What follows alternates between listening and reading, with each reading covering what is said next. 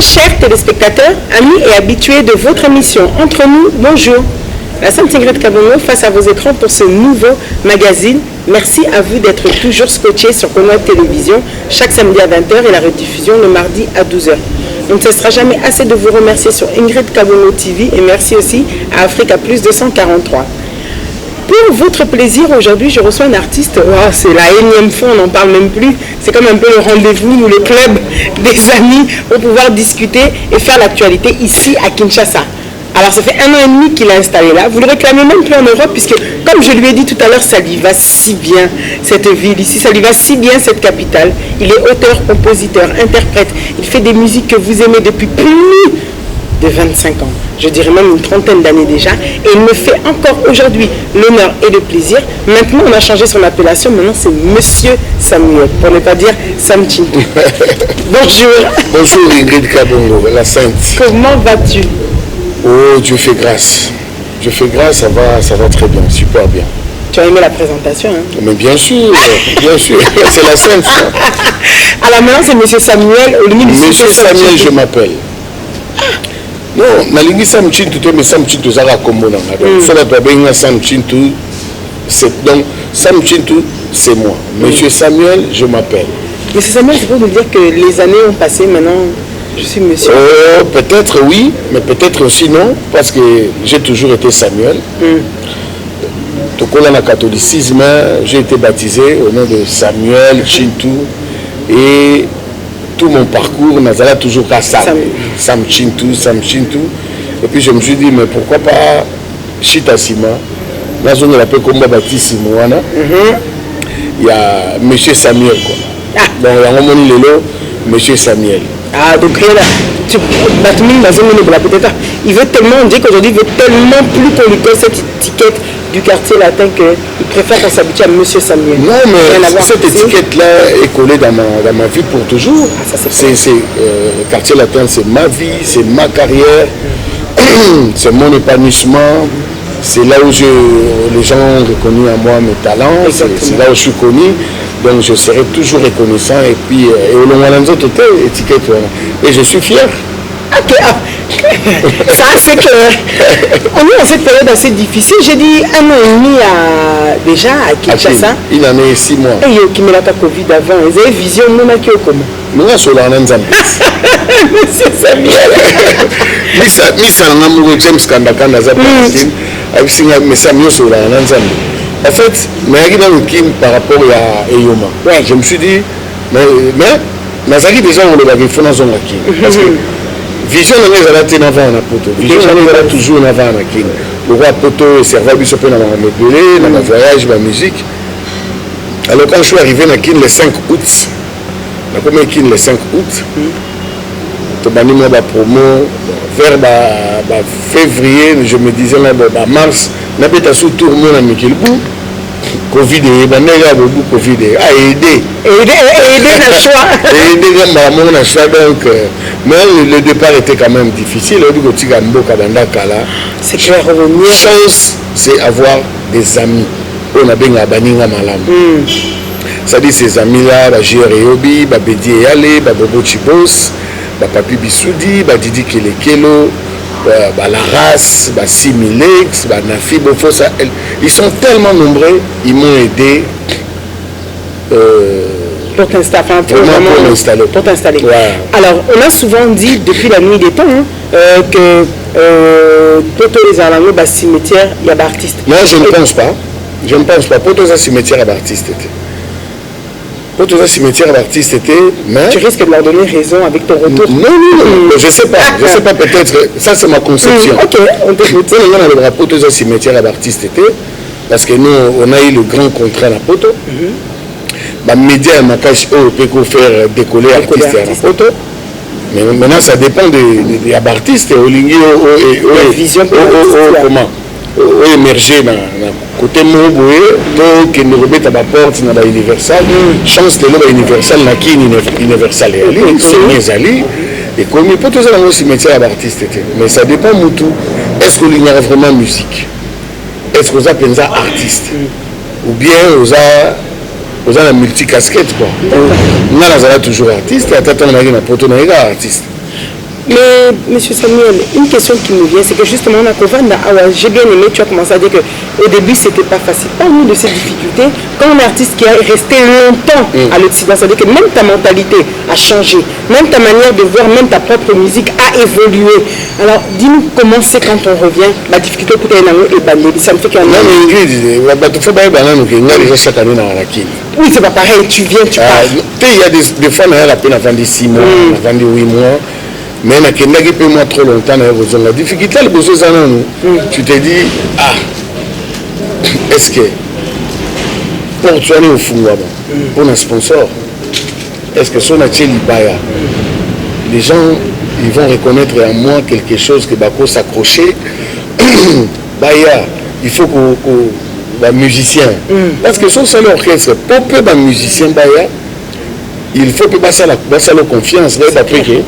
À ceux qui ont un mouvement, parce que le but c'est quoi? Le but de la mission, il faut bailler. Il faut pas voyager. Il faut pas gagner vie dans Bango. Parce que vie, c'est ça. C'est un métier, donc ils ont de mouvement ça dans la fonction publique. Au fur et à mesure, tous les matins à échelon. La difficulté, on a un endroit calme et stable. On a pas de répéter. Et puis créer un staff, quoi. Créer, tout ça et créer moi engouement. Et créer moi engouement que non, bon, c'est un peu ça. Donc, moi j'ai quand même la chance parce que même dans un poto, je suis toujours en contact avec mes frères et sœurs, master dans la baninga malam au bazaranakin. Alors quand on a eu, et ça on a idée bélo nous l'avons aussi na comique une semaine après. Contrairement au fond de Nobeta Malou. Ok. Mais ça aussi, les musiciens, Tobeti, Kacha bien, nous t'avons vu parler. Mais, je me suis dit, c'est qu'il faut reconstruire le groupe. Au lieu de Sahara, vous voyez, on a reconstruit moi un groupe, un petit groupe restreint. C'est-à-dire, moi, 6 personnes, moi, Bazananga, et puis le reste, qu'on s'est complété pour ne pas recevoir tout en charge. C'est un peu difficile là où et petit à petit club master entouré comme si nous sommes habités c'est que tout ça là yo ça la musique bisoto au sala donc il y a même temps de décoller comment dirais-je promotion à Yoma parce que au coquille peut ça même $1 million dans me payer parce que la manière de travailler exactement quand tu as le na Covid,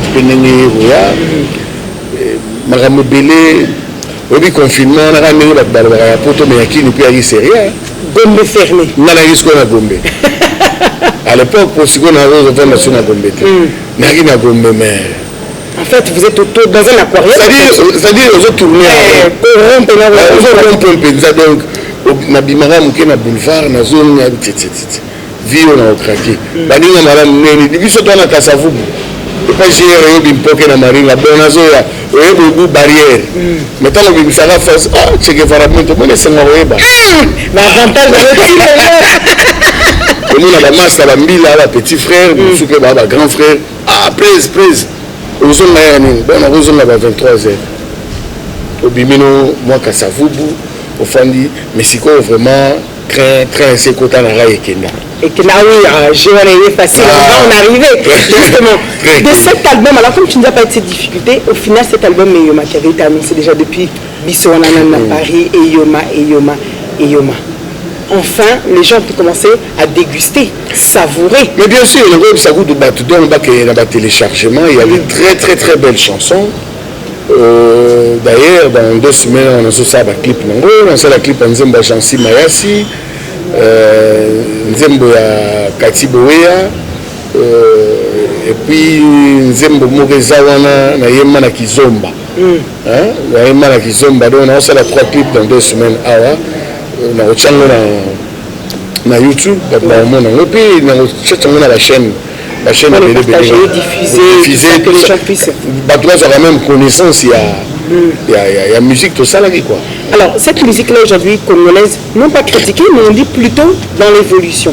Pour certains on dit dans la perdition. Tu vas peut-être toi nous aider en tant qu'artiste.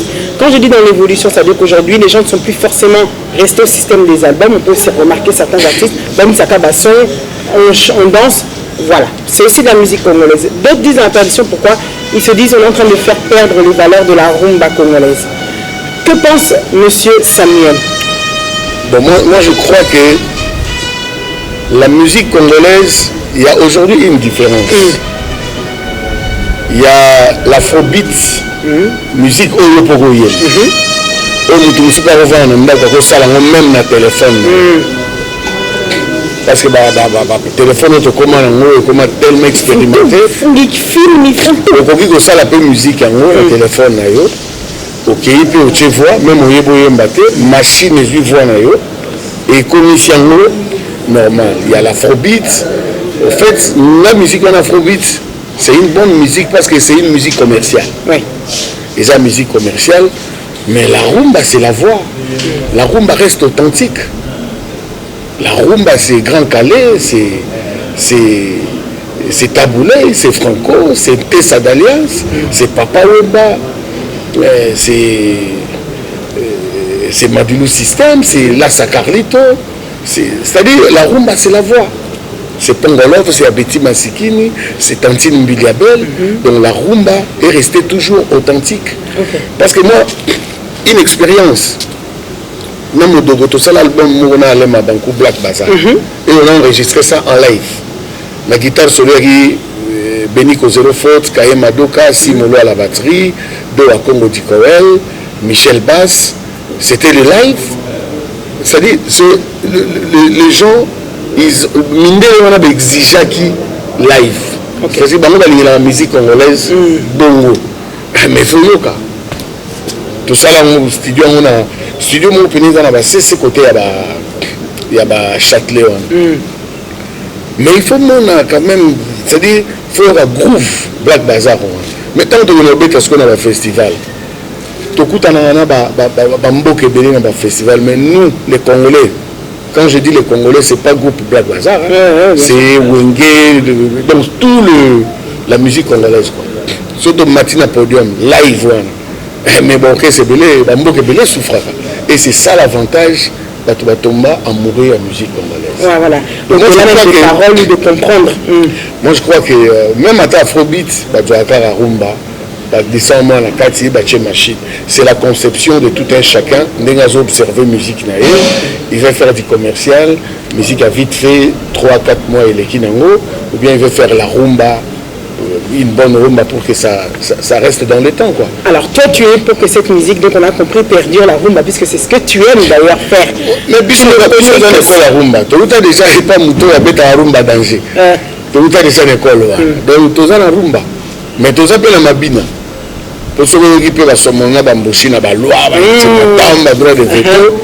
Tu as Sakuba. Bien évidemment. Mais bien sûr. Et alors par rapport à ça, Sam Tintou, si tu nous dis Sam, on en vient à se poser la question. Si elle est en voie, elle n'est pas en voie de perdition, quand tu fais ton album Elioma, pourquoi ne pas essayer de relier? Parce qu'au final, tu dis, tu déjà placé ici Kaya Rumba, l'artiste Kofi Olomide, quelqu'un qui fait danser de 7 à 77 ans. C'est-à-dire aujourd'hui encore, fanatique toujours de sa musique, la rumba, il l'adapte quand même pour qu'elle puisse aussi toucher quelqu'un de 7 ans. Penses-tu qu'un enfant d'une jeune génération se retrouve dans Elioma, selon toi, bien selon ta vision? En tout cas, sur les pères, on n'a pas là où se retrouver. Parce que les lots, sur quel concert il y a OK Jazz. Parce que les lots musique, il y a OK Jazz et Tika les panels. Manda chante. Oui. Le fils John pour Eric, il n'y a pas de musique à OK Jazz. Et le fils Franco et Mongo a gardé un peu OK Jazz. Manda chante à Betara, Manda chante et les Bana OK. Eric Mpoyi à Betara Bana OK. Donc, Bana OK Mbabazali. Mais tu vas voir la génération qui est dans ces concerts-là. Bana a 18 ans. Donc, âge yonso. Soit Eric Banzimbo le roi. Mama ngai mwana wana komi moumbu. Na silisi nzoto na bolingo. Tongo itana nazali seko sambela. Chape. Yala Banzimbo mamba ya Papa Simaro. Mais il faut que l'on s'éclate. Parce que c'était la bonne musique. Tilelo. Nzembo le mamu est-ce que robo yang. Non, j'aime ça c'est pour le plaisir, c'est une émission. Nzembo le le kusa tanzio. Le kusa malani. Yo silisi wa pusa ya kolinga mama. Voilà nzembo vetuski. Ozomona nzembo yembela neti ba honorable Alita Chamala. On a quand on a vetuski. On se doit ba 20 ça. C'est-à-dire musique ou on a ok jazz, musique ou à taboulé. Mais si les gens n'ont pas fait, il y a un peu de. Alors justement dans ça. Et musique ou éthique là. C'est-à-dire, mais si on a un ndako, si on a bêta la musique, moi on a la musique on a bêta parce que musique nous sommes allés par rapport à ma texte ma valeur. Donc c'est beaucoup on peut perdre la valeur na biso par rapport à ma texte. Pour nous donner la manzé mon micolo. Il y a petit dans la mona qui n'a pas la communauté pour éviter qu'elle n'a mis tout le rose à texte à bout. Au senti que au camoufler bêtise mais je la ça que ça bêtise. Est-ce que c'est manque de recherche puisque en recevant des artistes comme Lutumba Simaro, le feu Lutumba, il m'a dit qu'on prenait du temps pour écrire. Il a dit que je pouvais passer même une semaine pour pouvoir trouver les bons mots bien accordés à l'histoire même de ma chanson. Il y a une chance, tout à l'heure, Papa Simaro, interview vaguée. Donc, au-delà d'un message. Parce que nous avons fait le bas. Nous avons fait bête histoire. Nous avons il faut, sincèrement, dans le but que nous avons ce qui n'est non, nous avons bête histoire en gros quoi. Nous avons senti que nous avons besoin de l'eau bas. Mokolona kokufa kake kobeta chikantima yoro. Et puis mokola kufa liba kake beta ki effectivement. Vous comprenez? Très bien. La vie nanga oya ba yanke falanga na sara kayambe na lituma mwasi ya boyanga kasi kopo ya masa. Moi ça veut dire mais t'as dit vers ce tombeau et direction na zokende. Ça dit ba vie on a batika ba écriture, batika ba message prévané. La nouvelle génération, parce que quand je dis la nouvelle génération, qui n'a pas eu un artiste, la chaîne Belé, Robert Afrobeat, Azwin Zemba Madilou, Afrobeat. Comment ça fait beau? Oui, c'est des bons remixes, ça par exemple. Là, on va en appeler qui n'a pas 2 ans à Bimsa en Zemboté. Na petit nanga banzemba la soki vangu, ya ba vadio mambenga. C'est ça la musique congolaise. Donc on perd la valeur et puis la Hollande pour X à Salagi non, on ne se ressemble pas. Sam Chintou, justement tu nous parles de génération. Qu'est-ce qui t'a séduit pour faire ce clip d'artistes tels que Ibrator? Ah, Ibrator, c'est pas beaucoup, mais c'est point faible. Ah, c'était point faible. Donc ce qui m'a séduit à Ibrator, c'est sa voix. Ibrator, il a une très très belle voix. Et puis, ça peut avoir sonorité. La sonorité de Modoga Barambo. D'accord. D'autant qu'on a eu au cahier, parce que Natcheka, à côté à Maestro Fabrigas, tant on a eu oh, à ça la vocale, nous, on a subi à siffler. Avec quelle intelligence. Alors, nous avons invité que Azali fanatique numéro 00 Académie. C'est-à-dire qu'il sera un bilot à Bourreau, un bilot à Modogo, un bilot à Sam Chintou. Donc, ça s'appelle l'Académie en Akatinaï. D'accord. Et un jour, je me produisais dans Lingwala. À savoir les carrés qui viennent au Bétawana, à Koti. Ça peut la faire. Dans Sampaio, tant que Yembi, depuis le jour où on a tout Tigalanaï. D'accord, ok. À Kobé, on a tant de vieux Zarapi. Telle place, aïe, tu peux mis. Et c'est que j'aime chez lui, il pose des questions. Il y a milliers de musique qui retourne les combats. Mais vieux, pour une beauté, moi, conseil, il faut qu'il y ait ma polémique, il faut ça dans le boulot. Parce que tu peux beau faire la polémique, mais si on y est bien, si on y est bien, on y est bien. Donc, tu seras en trop. Et il y a un ami, c'est un message, il a un zémoté. Ah, na vandi bo mutu na réfléchir en tout cas mutu zo kokopé sa idée na bengi ya Ibra na besoin ya nzembo mo so kokomela nga pona dans texte faisait la mode. Ah déjà ça la bien na mutu na sengi oui. Alors lobi nango atindeli nango na voice tant na yoki kana c'est Mais oui, il y a des moments où tu as vu ça, l'oublier à te répéter. Tu répètes après une semaine, tu es studio. Et on s'est amusé. Et d'ailleurs, ça a fait ce que ça a fait. Ah oui, ah oui. Un joli clip aussi, une belle réalisation. Très simple. Voilà, petit dans l'amour, Crespo, parce que moi j'aime la simplicité. Là, il y a l'extravagance. On a presque nous, on attend l'accoutrement, donc extravagance. Pour notre plaisir, les chers téléspectateurs, regardez avec nous le savoir-faire de l'artiste que j'ai à mes côtés, Monsieur Samuel, et on se retrouve juste après. À tout de suite. Papi Sapo, chef de ville, Babi Baninga Manabu Dezoya.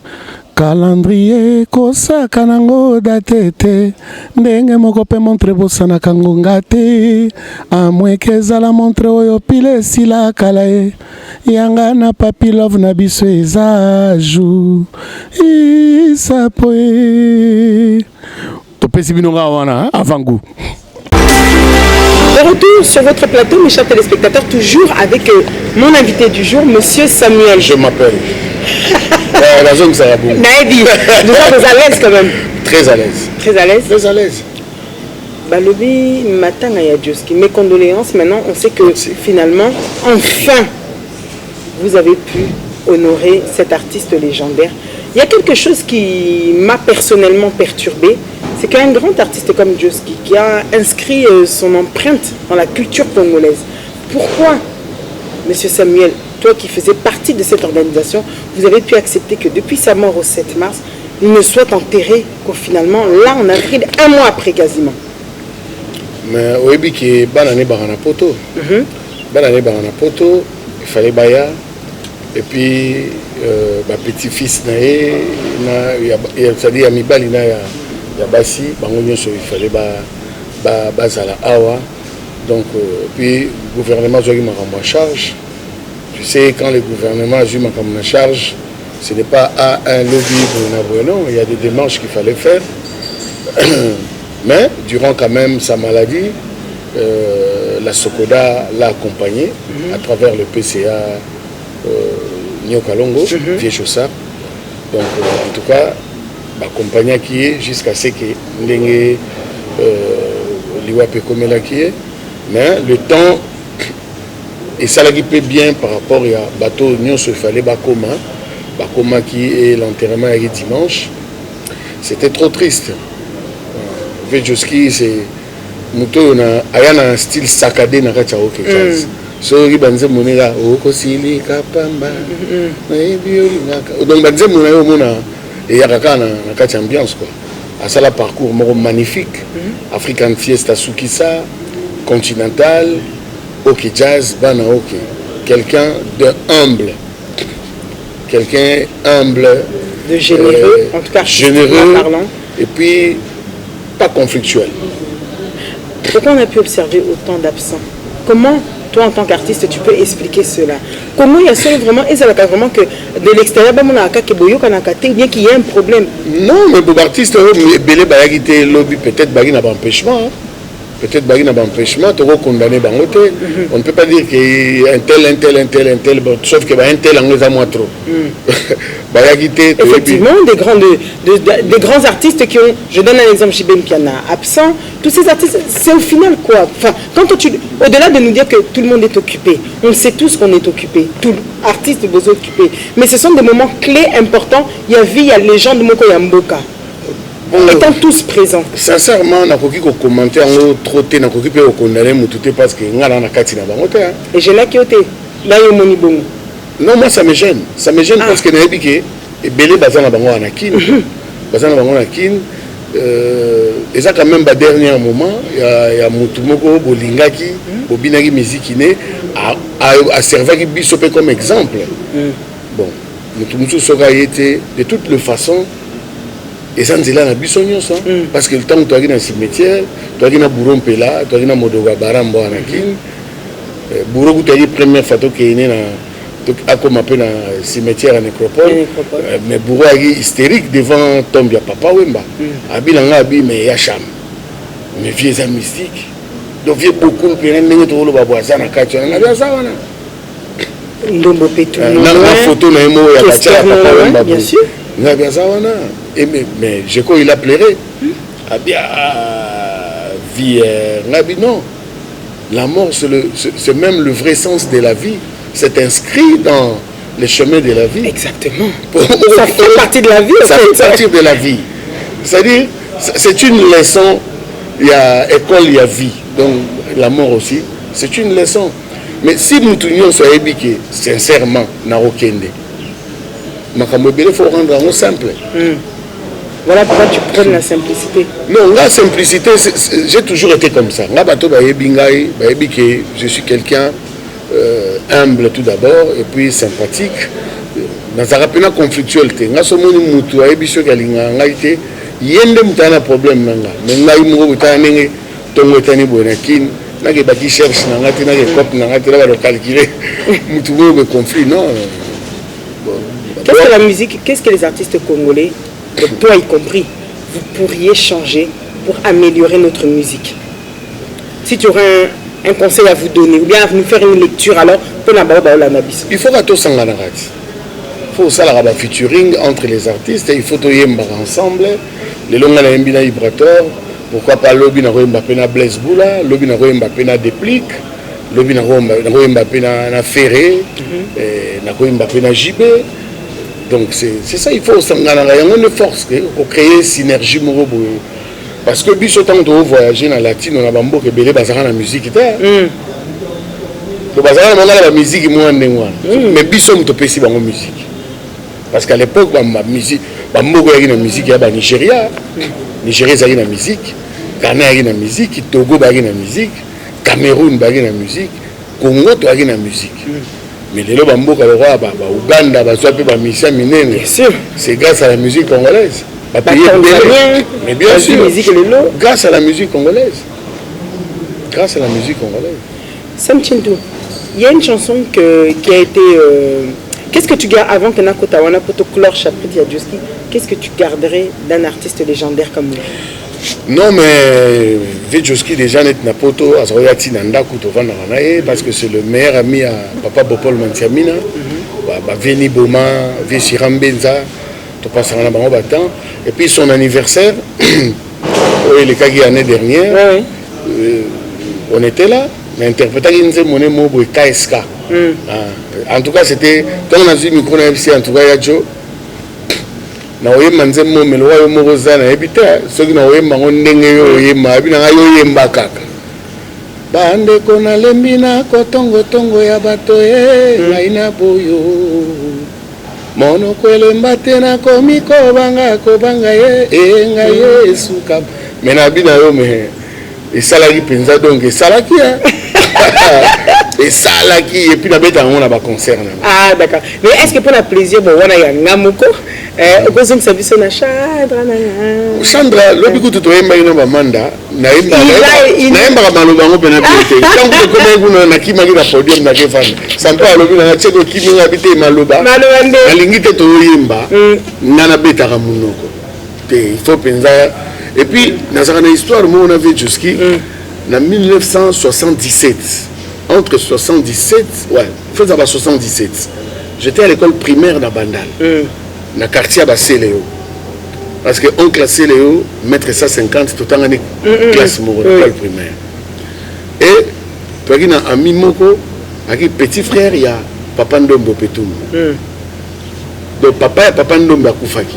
Parce que tu as dit, Michik, surtout, tu es Matanga. C'est pour la première fois. Namona papa Wemba qui wana papa Wemba donc ba grand wana namona bango la TV c'est pour la première fois namona bango dans 77 OK Franco Vedjoski donc tout le grand en musique parce que biso da na ba uniforme na 94 touti Kenya to betana mailika ngos donc to betana ngobila Vedjoski à matina podium et moi j'ai chanté à côté de lui. C'est-à-dire, je suis admiré. L'histoire de 77, donc 77, j'ai une école primaire, bleu-blanc, mais en 94, j'ai eu un job. Donc c'est la magie musique. C'est comme ça, c'est toute une histoire. Mais c'est un peu... concert. nayembi na Papa Wemba na concert, nayembi na Vielai na concert, nayembi na Koko Niboma na studio. Est-ce que vous avez des légendes de la musique congolaise? C'est des légendes. Nayembi na Mukangi DS na studio. Donc toyembi tozi chance oyemba na ba grand ébélé na studio. Donc voilà. Et le bien Félix Wazega qui demande de paix. Tant pour la clôturer que faire le écoute donc écoute exactement peut-être éminé mais il est aux aïna. Voilà. Ouais, c'est dit voilà le boss quoi. C'est clair. Il est aux aïna donc mon peu coaching boité. Puis on a eu la chance pour le à côté de à Congo. On a danger. Grave. Tu es mina Sœur Mbiliabel, tu es mina Tatiana Cruz. Babina Filé, Ferrigo là, donc c'est une chance, bien sûr, bah oui. Rédi Amissi, donc quand il m'a grand tout, grand-père, tu es mal là-bas. Parce que grand-père a eu le droit de parler dans l'académie, dans l'académie, à Paris.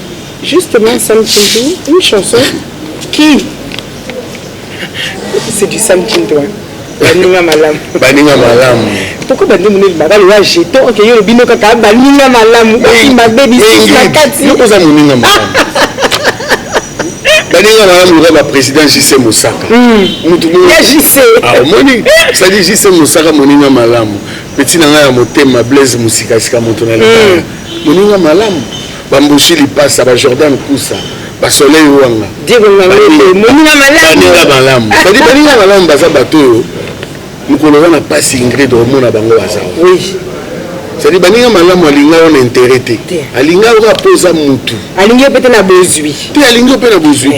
Alingi au kakaniti ba Bobo Chibos, ba Sylvain Poto, ba Chantal Moukadi à la champa, ba Béa Elenge, ba Tubingo, ba Gelo Ringila.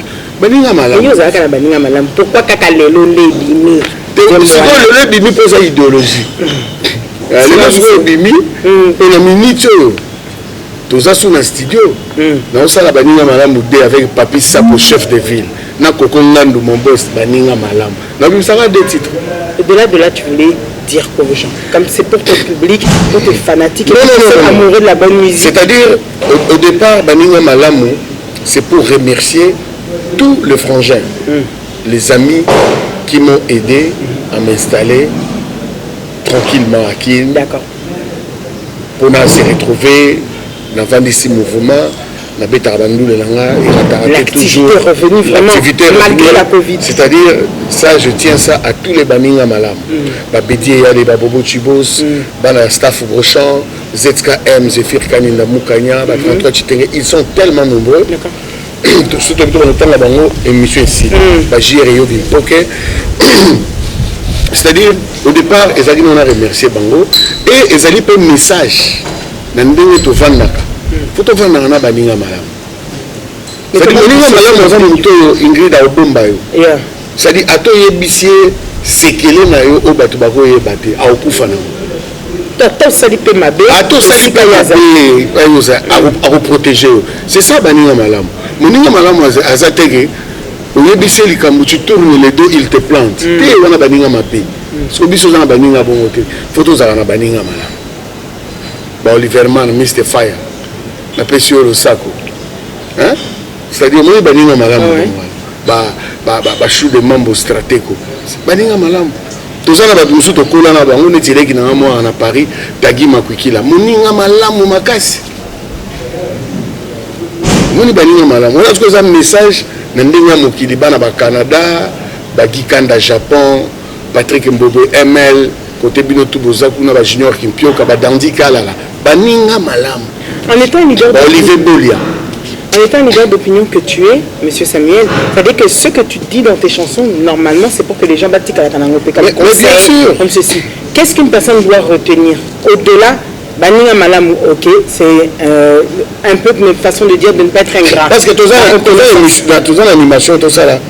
Mon colonna kokufa, banani bakolela ngai, Baninga Malamwe. Ebongo mokolo na kobala banani bakosunganga bani etu mo Ingrid a obala bana ba osungo mutika bono le talent o mata oza bolinga malamu badi londole wana mona badi londole mona domi wa domitine makinga moninga malamu Patricia londole le moninga bien. Donc c'est un bon conseil pour nous tous à reconnaître la vie. C'est-à-dire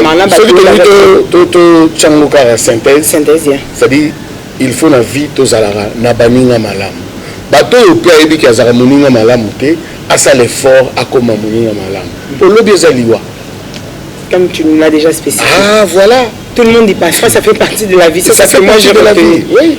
Aujourd'hui, beaucoup se demandent Samtintou, multiples casquettes. Ou finalement, bah ibele batali pe ba milobeli. Oh, nous on a pe Kishasako, na kozonga en 1 an et demi. Na président de la République a demandé ba consultation. C'est mon monsieur Samuel Nakati. Mais nazara parmi ba mission Mboko. Ah non, on dit que ça la vélo nani nobeli que na tous on a vu ce qui ça. Pendant à Paris, ça m'étonnerait na mettre la Covid ba représenter au Kanama. Attaque tout miracle n'est impossible. Qu'est-ce qui a fait que tu y sois pendant que les grands payent un beaucoup bazala quitté? Dis-moi. Non, mais parce que tant dans la zone là qui si président a consultation, na quota qui déjà dans sa activité et puis tout le monde dans sa capitale à Santa Kike. Oui, que Nazali. Je sais que ça te voit. Voilà. C'est-à-dire et puis chef de l'État tant le président José Azuma va présenter bisotou mais ça me tue tout. Tika musique au salaire musique sinon excellence nazara musique mais tu as pris du poids et là où ça m'a fait plaisir tant que quand on a photo on a permis le but monsieur Samuel même si je m'appelle mon président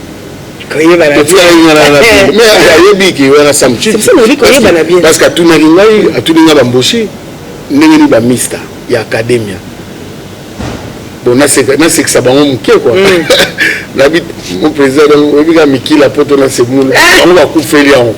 Soit la photo pour aller dans notre monde à ce qui m'a cassé. Non, les photos passent pendant que nous. Mais ce qui est bien, c'est quoi? C'est-à-dire, Ayebi Académie. Et puis, Azamonakin, Ayebi tout le monde, Tozagiwana. C'est le chef quoi. Il a cette double culture, Azamonakin paye à poto de moi. C'est impossible. Azamonakin, Azapemona poto, période d'académie, on a Zalamikil. D'accord. Et alors justement, si on peut se fermer cette parenthèse, je sais que vous n'aimez pas souvent beaucoup en parler sur la politique. Le fait d'être consulté, est-ce que tu penses que ma revendication n'a eu le bagage parce que j'aimerais rappeler les gens souffrent réellement. Je pense que c'est quelque chose qui doit te toucher quand tu te promènes aussi. Il n'y a pas de courant, il n'y a pas d'eau, tout ceci, cela. Mais Ingrid, les alliés pour le côté de la chef de l'État. Quand le discours aujourd'hui à Batokomigaga, les gens souffrent. Mais les gens souffraient déjà. Dans tous les cas. Les gens souffraient déjà. C'est-à-dire, Mboka Oyo, sincèrement, chef de l'État Koutiangona, un État catastrophique. Makambo mai ezalaka nango déjà karaté. Ezalaka déjà te depuis. Makambo courant ezalaka nango déjà karaté. Et c'est que les gens oublient. Quand Mosé Laurent Désiré Kabila a continué à Kinshasa, à côté de Rwandais, et ces gens-là ils sont venus faire quoi? Ben ils ont samedi kana sosima. Bakenda na inga kuna ba panza. C'est-à-dire ba détruire l'administration, ba détruire l'armée, ba détruire culture na biso, ba BBC na éducation, ba BBC police, ba BBC na administration. Et pendant tout ce temps, ils ont installé l'impolitesse. Au début que papa Ngwanda paix à son âme, nous avons à la paix d'accord on a été dans le sujet belé. Mais je me suis dans l'anda ya lobby, ils n'ont pas arrivé à nous diviser, mais ils ont ici biso dans le tribalisme. Totalement. Ils ont ici biso dans le tribalisme. Donc, c'est-à-dire, moi j'apprécie les gens qui critiquent, mais pas les gens aussi. Bon, j'ai compris aussi que YouTube a vraiment un foot à battre. J'ai compris que YouTube a vraiment un foot à battre. Sur le tali, place makamba bien zali, battu ba makamba ba valeur. Beaucoup d'abonnés à la retraite. N'a pas vie pébélité. Mais place, surtout les journalistes et de l'internet. Mais non, non, on a connu les journalistes politiques et ça va dimanche à Wemby. bah, série na bango, ça c'est des journalistes. Ça, ils font des analyses, ils sont objectifs, mais pas aujourd'hui. C'est-à-dire, Moutoumoussou, Azane conscient de l'Ikambo, le chef de l'État, par rapport à Bisso, Congolais, il faut te payer ma boko. C'est quelqu'un qu'on connaît. Il faut te payer ma boko. Là où il a faussé, non. Parce que tant que Bisso a place où le monde n'a pas bien été, il faut dénoncer. Donc c'est lui qui ouvre la porte à toutes ces personnes qui parler. Non. C'est pas mauvais. Non, nous sommes parler, mais il faut mon ça. Même si on est dans les réseaux sociaux, nous, comment le tribalisme s'est installé, même si dans les journalistes, c'est pas bien. On n'a qu'un seul Congo. Il faut te protéger. Te protéger quand on a unité. Tant que la politique, non. Les artistes, nous allons faire partie. Leader d'opinion. Leader d'opinion, en plus, nous allons faire partie dans le ministère de la culture et art. Quand on parle de culture, la politique est dedans. Ton père de culture, n'a biso ya tokola na Kinshasa, mais dit César ngadi na robenge César te atane ngao. Impossible pour nous manquer de respect. Même si de goût on a benga ya César. Il y a Merlin Cano. Mais je pense qu'il préférait, il y a César, il préférait même que tu appelles César Ngani me respecter plutôt que benga ya César et au film parce qu'aujourd'hui c'est ngai César, on a colinaye, c'est mon grand. D'accord. Parce que au moins culture na biso ya politesse. On le vit bien, n'a pas besoin César, on a dit mais je le respecte. Mais nous avons une culture où tu connais les qui respectent Yaya. Même dans le langage, nous devons s'adresser à nous. Il faut quand même être en élégance. Mais les autres sont la culture, on a bon, on a habité peut-être Internet et un monde de peut-être Internet pour en tout cas, les Congolais. Parce que notre clan culturel qui est le fait ministre à Côte d'Ivoire autotique à Bissou Ahmed Bakari. Na Côte à la site il y a des Ivoiriens belés, mais on n'insulte pas Ouattara. On le critique. Beaucoup sont contre, mais ils ne l'insultent pas. Beaucoup sont contre Ouattara, que Marambo Belé Belé à Ouattara, Marambo Kanabango. Mais la critique est grave. Mais on n'insulte pas.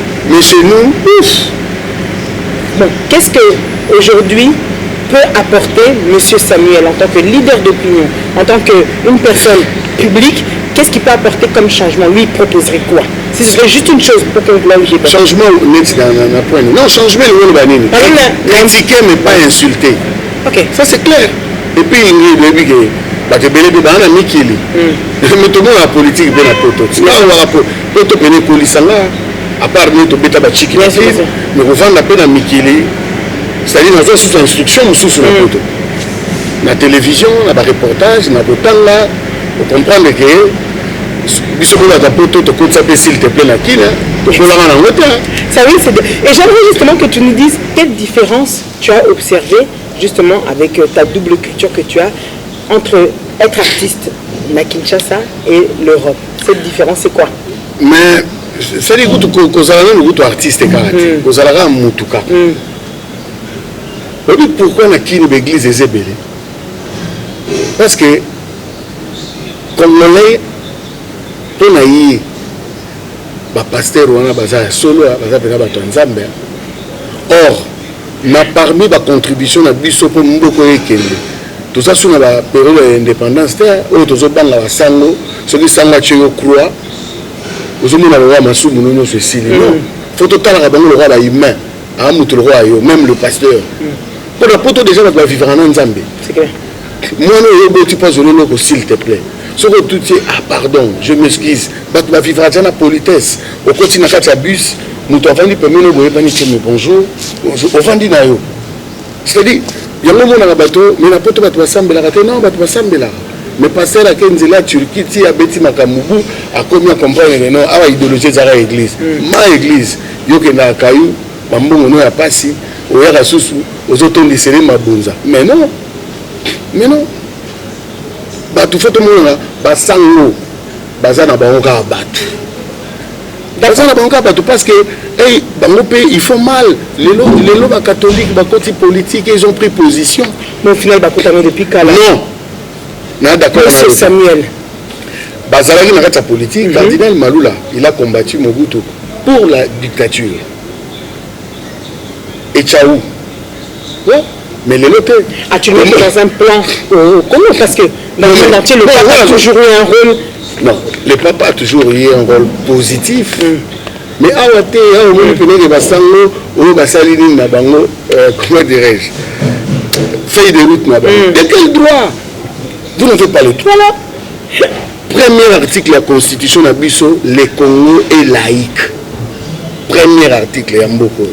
On a demandé la Constitution. Mais c'est ça, mais quand la Constitution, ça va bien. Mais c'est toi le c'est Samuel. La Constitution, tu as un problème, tu as la culture, tu as la photo, tu as surtout tu as la mobilité, tu as nous on a grandi dans le catholicisme, mais on a ça l'élo, on a ça soni, ils la catholique, non, ils nous font honte, c'est pas ça. Donc il a dit c'est pas ça. Est-ce qu'aujourd'hui par rapport à Banco Binobo vivant en tant qu'artiste, on ne revient pas sur le passé, hein, il y a peut-être 30 ans passé, qu'est-ce que toi tu essaies maintenant aujourd'hui, toi qui connais ces difficultés, toi qui as une autre culture, qui sais que le travail 1 euro c'est 1 euro, est-ce que tu fais un effort pour que tes artistes soient, tes musiciens soient rémunérés? Mais on peut aussi nous partager, nous la musique là. Et on a un bango mingité pour on a moyen au foot à bango. Dans un bango, en tout cas, au Pénin on a 6. D'accord. A-t-il eu qu'à 6? Mais tous appels là-bas, intérimaire. Moi il est payé autour du jour. On peut être intérimaire. Et puis que on a surtout 6 nous les, en tout cas on a moins 10 dans la rue, dans foot dans le transport. Maintenant, on va s'en aller là, donc on va parler tranquille. Mais si souvent, je fais de mon mieux. Je fais de mon mieux pour quand même tout naturel, moi à l'aise. D'accord. Moi à l'aise. Parce que le temps est dur. Alternative, avec la Covid, avec ceci, cela, qu'est-ce que tu projettes pour cette année 2021? Tu as l'impression qu'on est bandé. Non, 2021, tous autres en génie les Okende. Tous en a festival, ils arrivent depuis Covid et Banda qui est annulé. Pour éviter, il faut au Bossa. Même 2021, il faut au Bossa. Mais moi, la production en Afrique, on tourne quand même. En Afrique, en tout cas, on a tourné dans nous. On a tourné dans Kim, Namoko, dans le groupe T. Masaki Brazzaville, Pointe-Noire. D'accord. Et je suis rentré à Kim. Na Chika Patokena, il y a un musicien. Matadi Namoko. Mais tous les élans, ils sont lever mesure quand. Mesure aussi. So ba lever en tout cas, tous en Colosie, tous tourner na biso na Kin, en attendant total et la côté Afrique pening européen ça. En ce moment, tous en biso, moi j'en profite pour travailler. C'est-à-dire on profiter pour nous bosser. Mais disais mon moment avec dans notre studio, c'est les amis de Vive à la musique qui vont m'accompagner, c'est-à-dire Tosha Fulankanda, Pef, Zamba, na solo. Donc c'est-à-dire l'équipe pénale il y a beaucoup la Atika qui a dirigé na Tosha au ça l'album. Nous avons na mona ki bangonde mutuba groupe na go tout ça. Groupe na tu accompagner. Comment tu veux te voir dans 10 ans? Tu veux, toi qui as déjà, quand je dis tout réalisé, toutes les grandes salles dont les artistes rêvent aujourd'hui, tu les as déjà faites. Mais je crois que les AKA peuvent faire un moutouté. Quelqu'un peut se dire qu'aujourd'hui j'aimerais le faire pour moi-même. Qu'est-ce que tu aimerais dans 10 ans avoir obtenu tous les en 2021? C'était comme à 31. Moi, c'est le président de la République.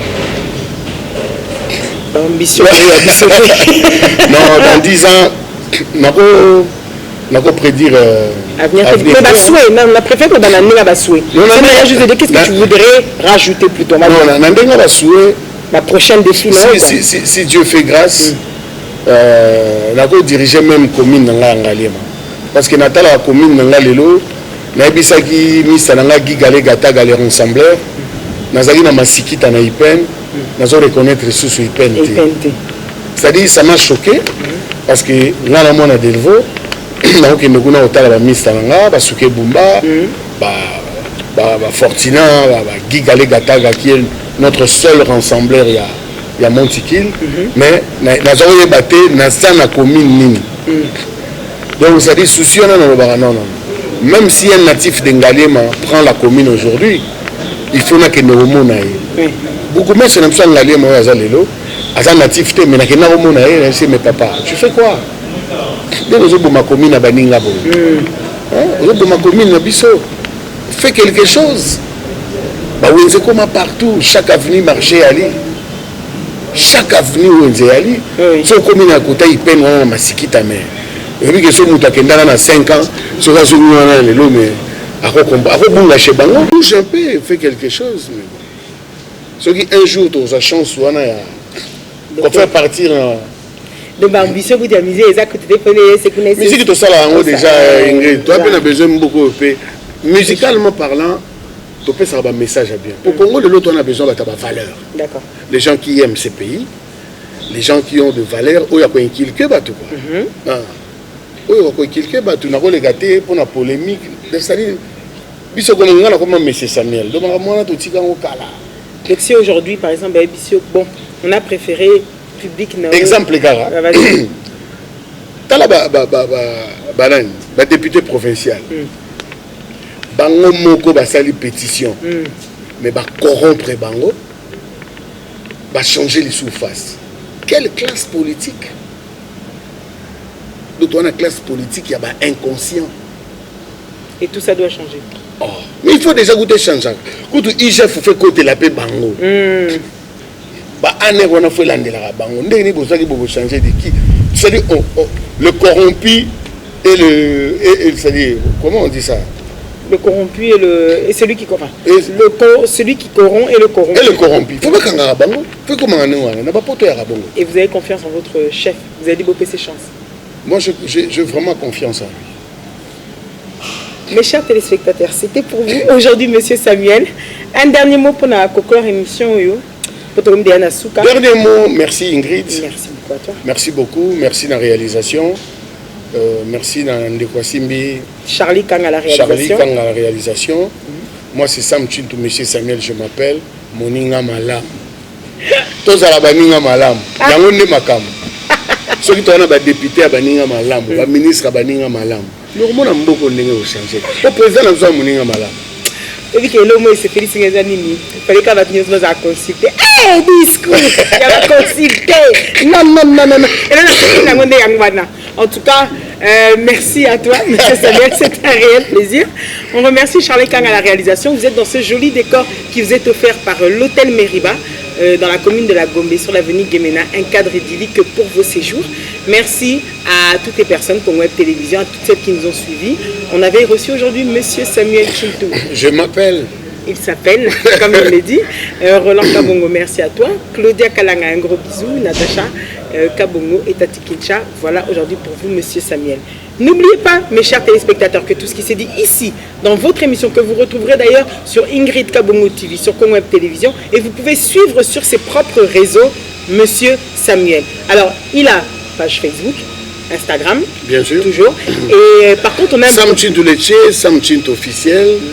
Sam Chintou, M. Samuel, l'Instagram Sam Chintou. Donc, et chaîne YouTube parce que la vidéo nous écoute un compte n'a été le copie sur Tommy Lobelaki n'a pas été lié à la chaîne n'a Jana Music. Jana Music on a ils allaient label. Parce que dans ça l'appelle label. Maintenant on a banni qu'on produire. J'ai tout le papier, on a foutu déjà ma dans la production, on a moins de mai, il y a tout ça, et ça sera produit par mon label. Merci entre nous. Restez connectés, Yajissé Moussaka, un gros bisou. Adi Londonais, le célèbre journaliste beau comme le tout-puissant. Yamadomi. Bisous à toi. Et n'oubliez pas que tout ce qui s'est dit ici dans votre émission avec M. Samuel et la Sainte Ingrid Kabongo restera entre nous. Entre nous, tcha tcha.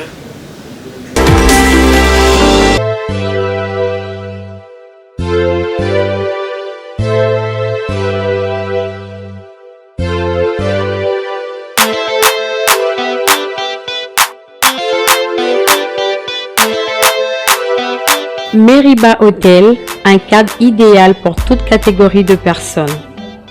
Ici chez nous les clients heureux, avec des chambres de luxe, des appartements avec Wi-Fi et un ordinateur portable à votre disposition. Une salle polyvalente pour vos fêtes, conférences, réunions, etc. avec une climatisation impeccable. Une piscine pour vos baignades et vos barbecues. Un service traiteur haut de gamme est à votre disposition pour toutes vos manifestations. Savourez le plat de notre restaurant. Chez Meriba Hotel, avec un service taxi, votre transport est assuré. Kinshasa Gombe, quartier Sosimat, avenue Guémena numéro 3. Cordial bienvenue.